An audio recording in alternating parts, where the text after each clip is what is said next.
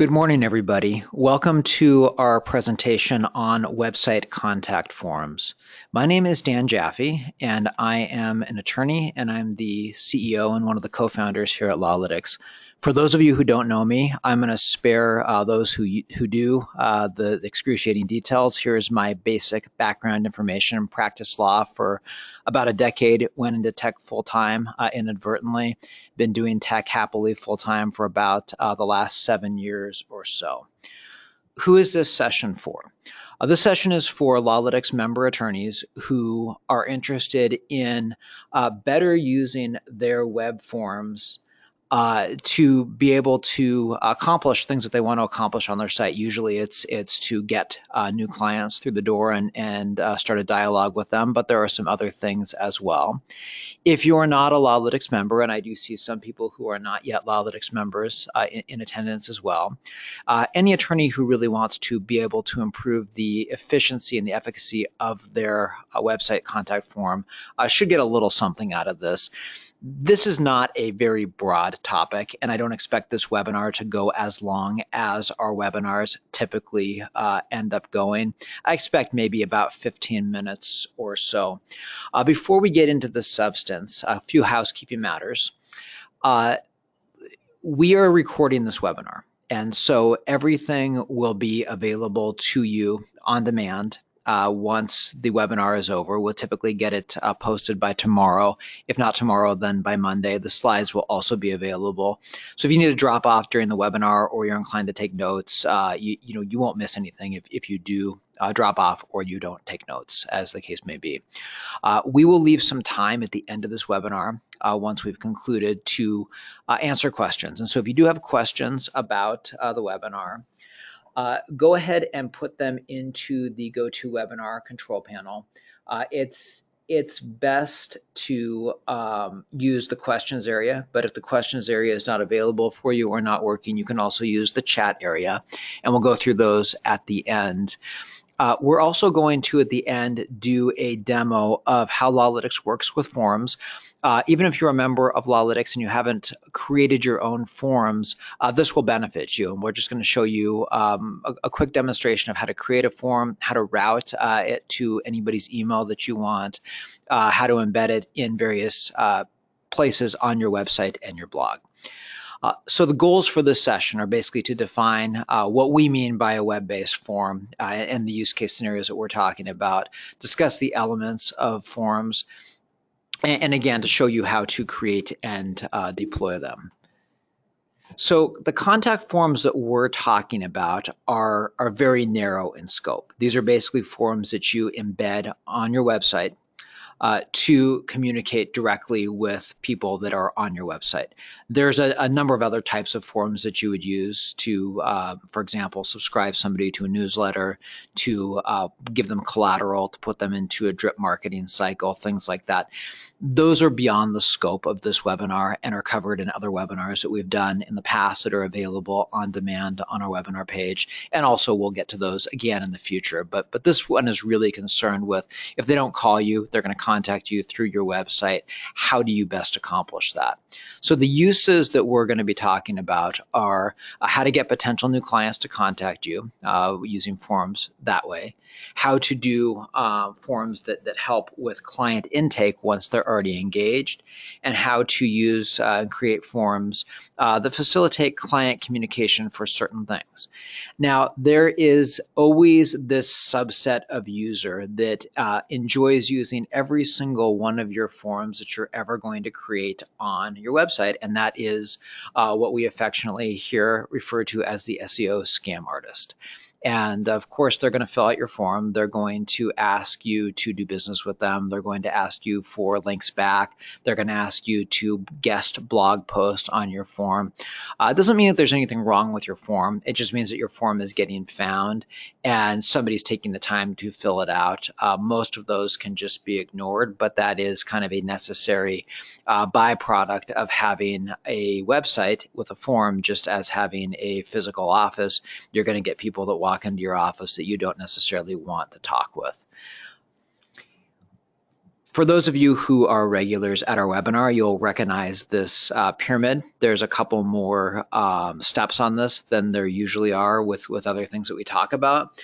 But this is how we see the hierarchy of website forms. And we recently did a webinar about landing pages where we addressed forms in a little less detail. And obviously, forms are a part of many landing pages, but this is talking about just forms in general. So a form needs to be part of a compelling web page. They don't work standing on their own. They don't work if you just throw them into a web page with no content. That page and the form have to have a clear directive. So in other words, what do you want the person to do on that form and why should they fill it out? You want the form to be usable, meaning that it's easy for them to navigate and use. You want to make sure that as they're either mousing through it or tabbing through it, it makes sense. So if they start at the top, a lot of people will press the tab key to go from field to field. If your form skips from one field to another and not in vertical order or an order that makes sense intuitively, it can be a problem. You want the submit button, whatever that's labeled, to have a clear outcome.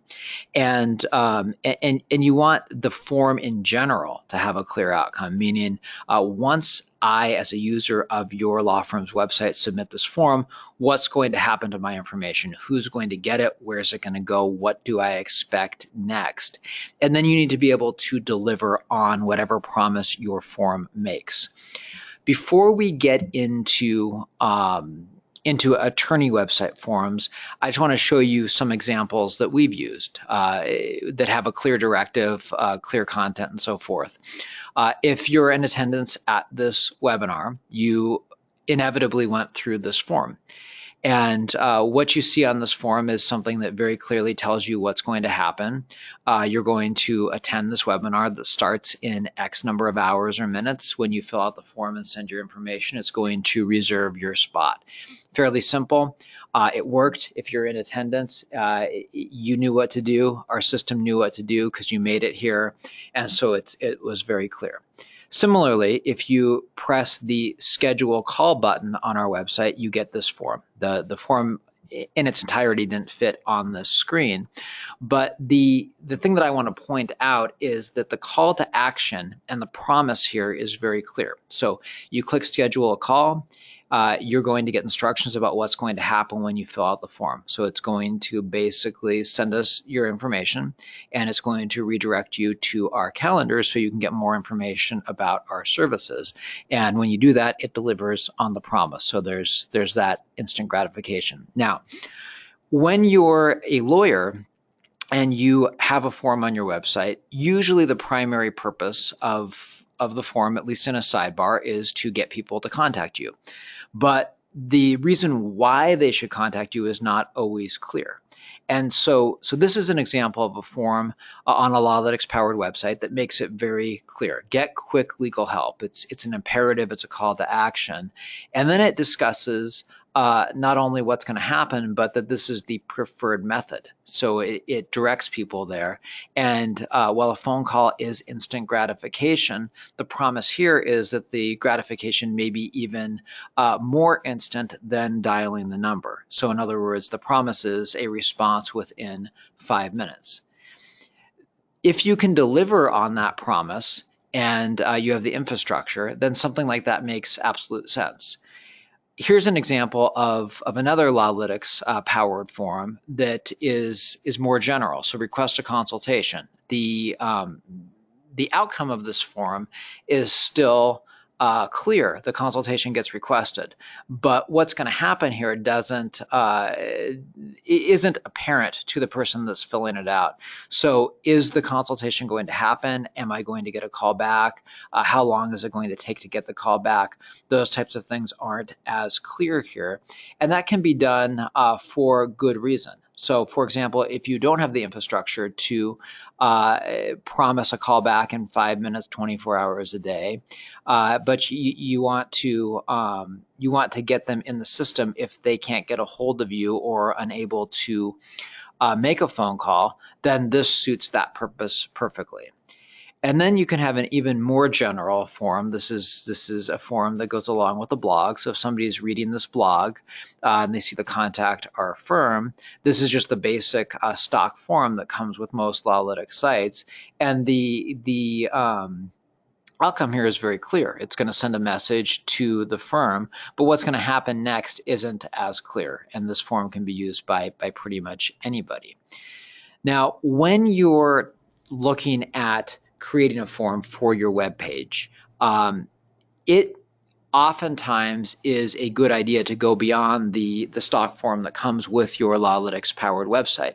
And as I'm going to show you in just a few minutes, you can design pretty much any kind of form that you'd like to go along with your website. And as you're doing so, you want to think about what the outcome is going to be. And keep in mind that you can have as many forms as you want, and you can embed them on as many different pages as you want. And so ask yourself, why should my visitor complete this? And if the answer isn't clear to you, then it's not going to be clear to them. So if it's just contact us, okay, if somebody wants to contact you, great, they're going to do that. It's one method to do it. But if it's contact us to schedule a free consultation, or contact us to request a report on X, Y, or Z, or even more specific, contact us if you were arrested as part of this checkpoint, or contact us if you were a witness to an accident at the corner of First and Main, as we are representing the person that was injured in that accident, and we really need your help investigating the case. It can be any number of things. You want to make it clear to them how the information is going to be used. Safety is a big concern. People don't want their email address to fall into the wrong hands, nor their information, including contact, phone number, and so forth. They don't want to get bombarded with additional advertising and propaganda. And so you want to let them know that it's safe by letting them know what's going to happen. As an attorney, though, where you could have a client or potential client potentially convey sensitive information, you also want to make it clear to them what is unsafe about it. So if you provide general fields, it may be a good idea if clients are prone to share sensitive information with you that should be kept confidential, to instruct them to only give you the basics, and that you will get the rest of the information from them over a more secure channel. How will they be rewarded? So in the example of the Get Quick Legal Help form that I showed you a moment ago, they'll be rewarded within 5 minutes by a call back from the appropriate attorney. Well, if they're not going to get that, what do they expect?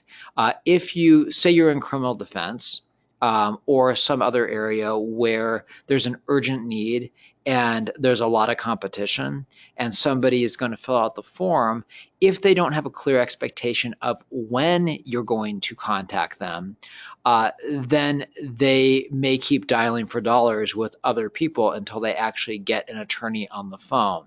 But if you say it's the middle of the night, and you say on there, our policy is to contact you within 15 minutes during business hours, and to contact you first thing the next business day if you fill this out overnight. That way they know if they're up at 2 a.m., they can't necessarily talk to you, but they know that they're going to get a call from you at 8 a.m. or at 8:30 a.m. the next morning.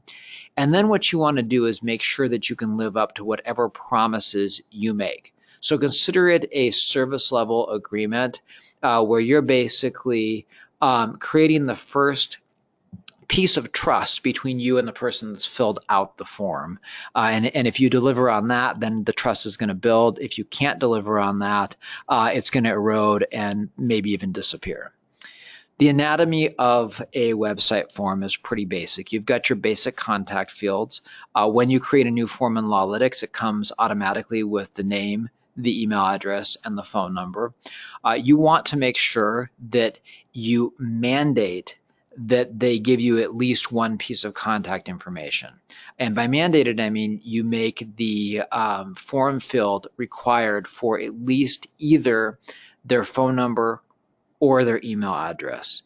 And to be quite frank, most potential clients that are even remotely viable will give you both their phone number and their email address and aren't afraid to give you either.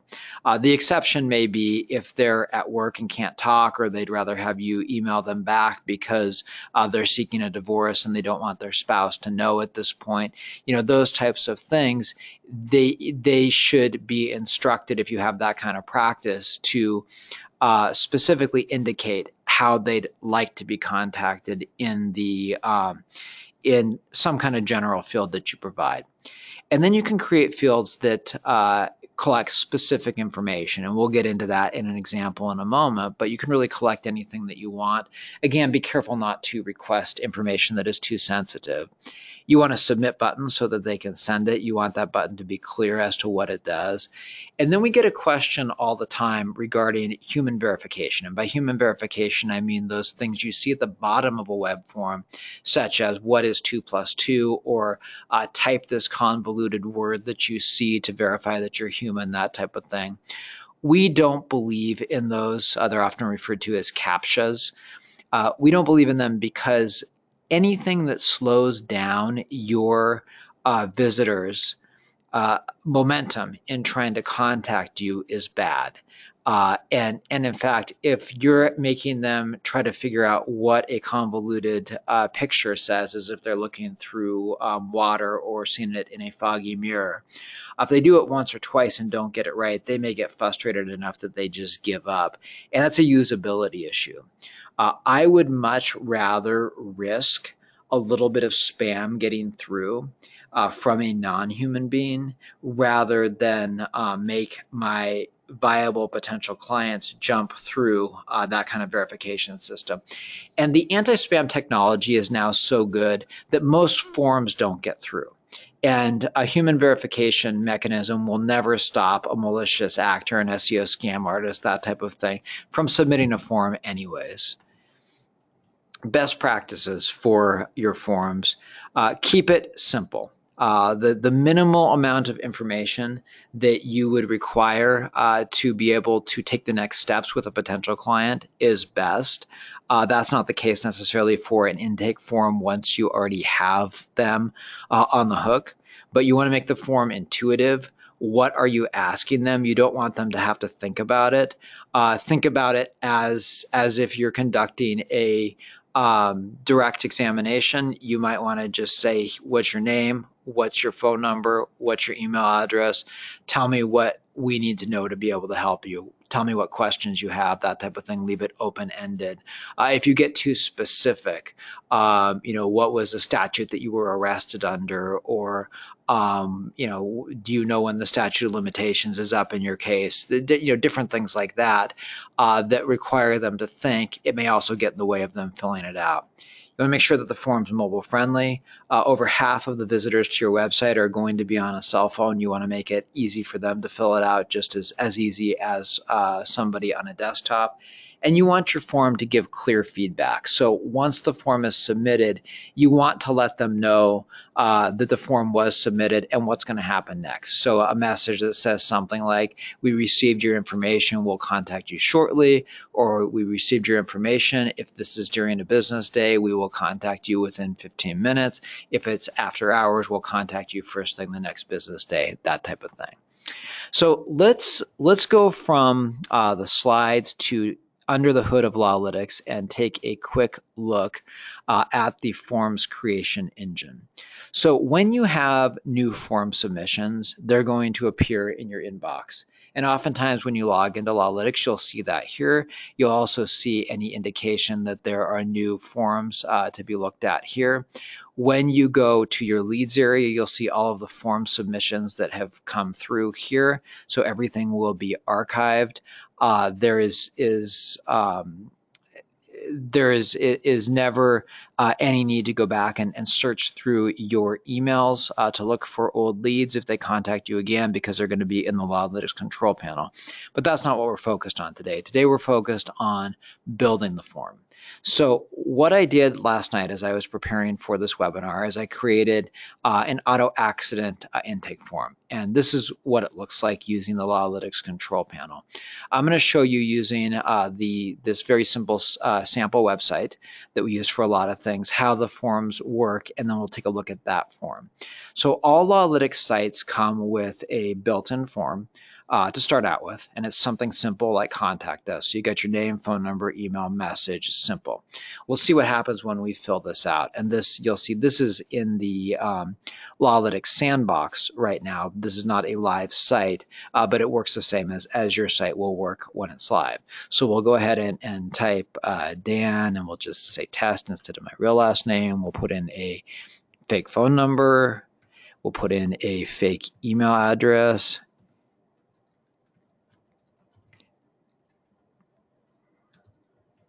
And then we'll just say this is a test, and we'll go ahead and submit it. It gives us this feedback. Thank you for contacting us. We'll get back to you shortly. Doesn't jar them, doesn't take them off the page, because presumably they are interested in the information on the page that they're contacting you from. And then when we go ahead and look in the Lawlytics control panel and go back to the main page, we'll see here's the message. And so we can preview it from here.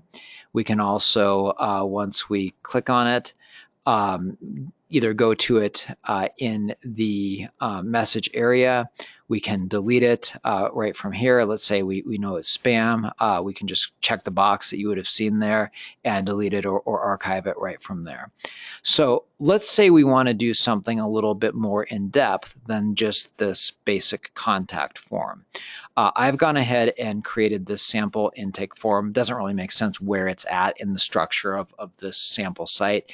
That doesn't really matter. This is just a basic page built around this intake form that I've created here. And let's go ahead and look at this. Here's this form. So, let's say you're using this after they contacted you to get more information, describe the vehicle damage, describe all of your injuries. Let's say we want to add something here. Let's say who responded to the accident, and these are just ideas. We'll make this a multi-line text box. If we save this and we go and refresh this, we'll see that now we have this form that we can keep building on. You can build in checkboxes, you can build in drop-down menus, and you can build in single lines of text. Now, when you're creating your form, you'll see that some of these boxes are checked as required, some of them are not. We recommend having at least 3 boxes that are required because when 3 boxes are filled out, it cuts down the likelihood that there's going to be spam submissions through a bot significantly. And like I said, we recommend at least requiring the phone number or the email. So let's say you wanted to make the phone number optional here, you would just uncheck the require button there. Now, where does this form go when it's filled out? Okay, so this is telling me I have to have at least 3 fields to avoid spam. So now we've got the 3, so it won't warn us in that way. So let's say we want a different attorney to receive it by email. So right now it's set for this sample user, John Sample. Let's say we also want to have Harold Tester, Susie Sampler, and Trisha Trier also receive the email. Simply check them and save it.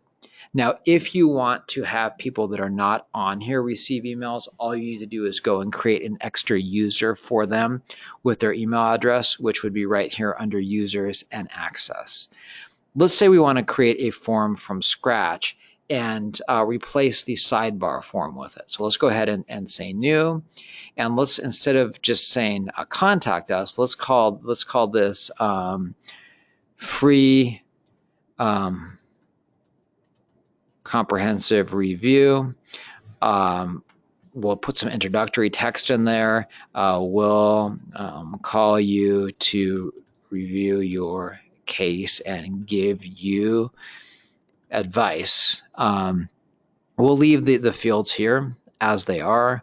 We'll leave the response message as it is, but you can change this response message to be whatever you want to be. And we'll just say for this to get emailed to John Sample. So it's called Free Comprehensive Review. We'll save the form.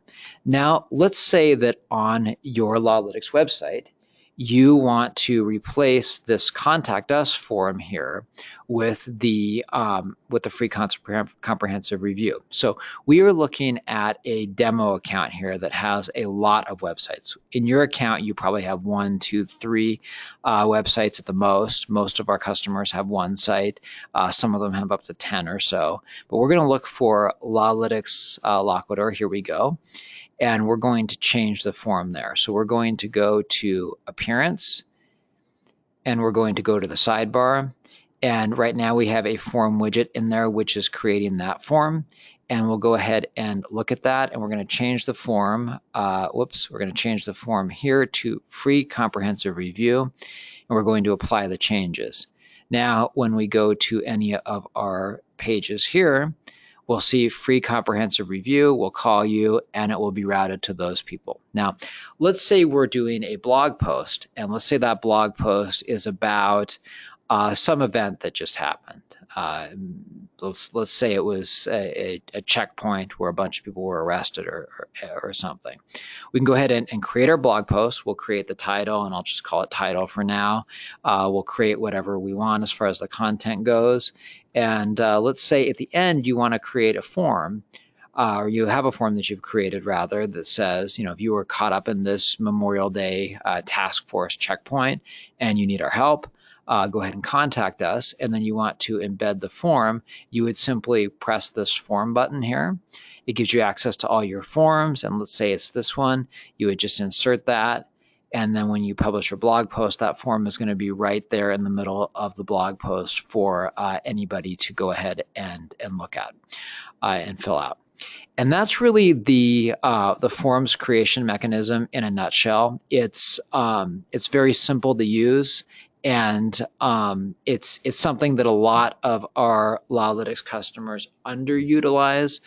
It makes a lot of sense as you get more focused on the types of cases that you want to attract, and as you create more highly targeted traffic to experiment with those, because specific forms do tend to convert better than general forms. That's our presentation for today. I want to thank everybody for coming. If you want to contact us for any reason, if you have questions about our service, or if you're a Lawlytics member and need help with the forums area or anything else, please feel free to contact us at any point.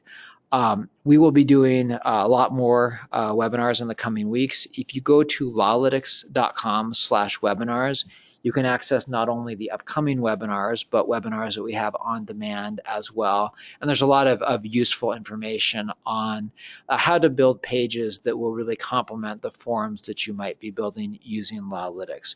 With that, we're going to go ahead and end our recording, and then we'll go ahead and open it up for questions.